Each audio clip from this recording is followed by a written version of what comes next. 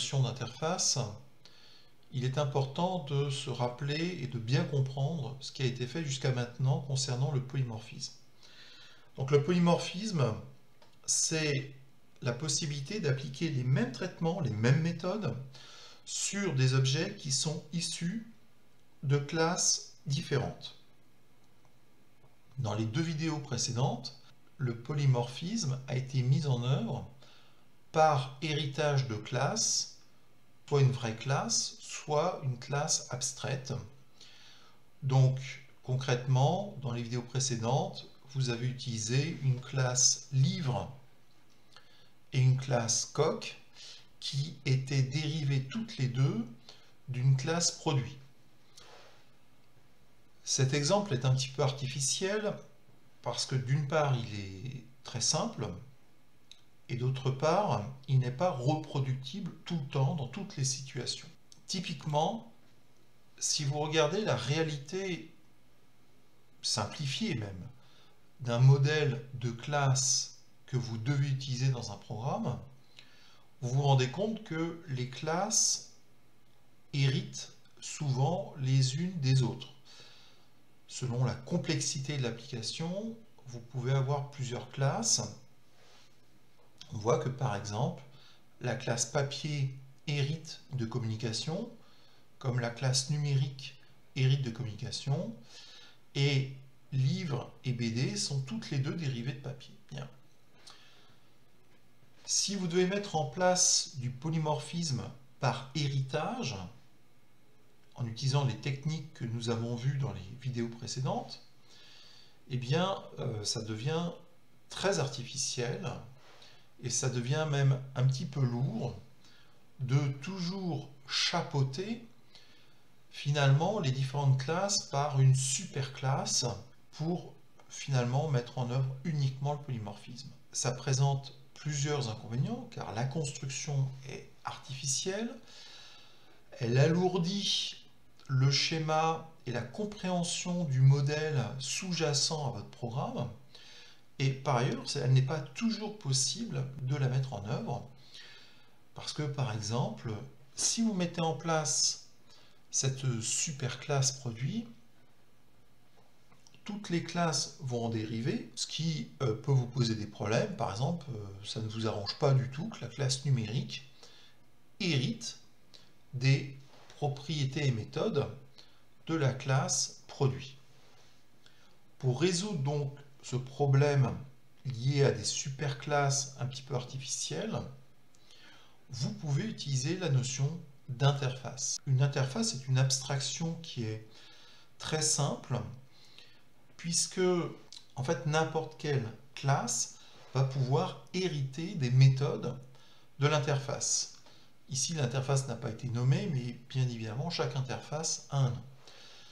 Donc, premier avantage, c'est que je décide quelle classe hérite des méthodes d'interface. Je ne suis pas obligé que toute mon arborescence hérite des méthodes de ma classe interface. Je choisis vraiment les classes qui doivent hériter d'interface. Autre intérêt de l'interface qui n'est pas représenté ici, c'est que vous pouvez avoir un multi-héritage dans le sens où une classe peut hériter de plusieurs interfaces.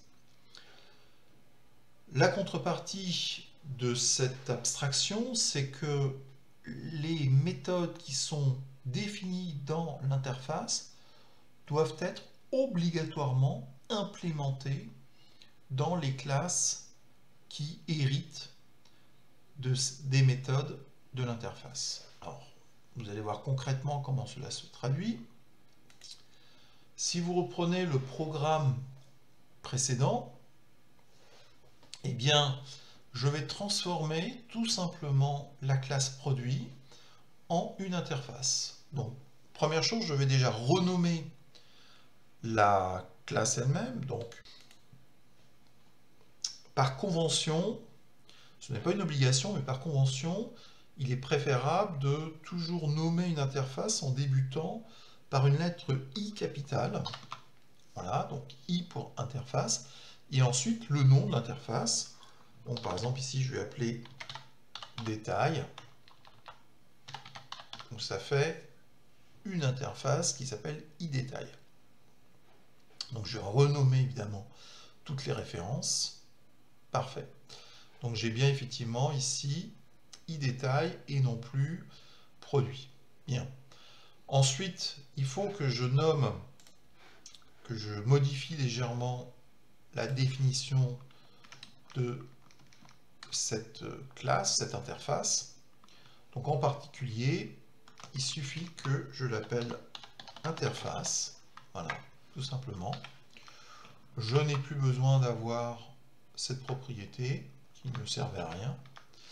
Et il ne me reste plus qu'à définir ma méthode par un void avec le nom de ma méthode. Voilà, c'est très très simple. L'écriture d'une interface, dans cet exemple, ne présente vraiment aucune difficulté. Si je regarde au niveau de Coq, eh bien, Visual Studio a fait ce qu'il fallait faire, c'est-à-dire qu'il a renommé correctement mon interface.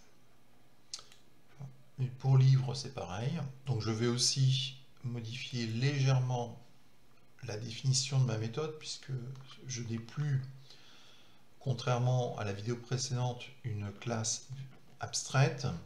Donc je peux simplement dire que j'ai une méthode publique.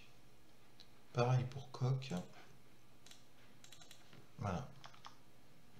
Vous voyez que l'introduction d'une interface ne rend pas plus compliqué votre programme, bien au contraire.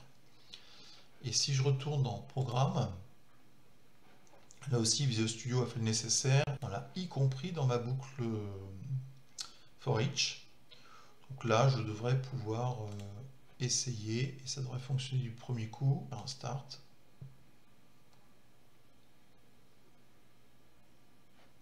Très bien. Donc effectivement, on retrouve bien mes différents objets, que ce soit des livres ou des coques, qui sont bien listés dans la boucle for each.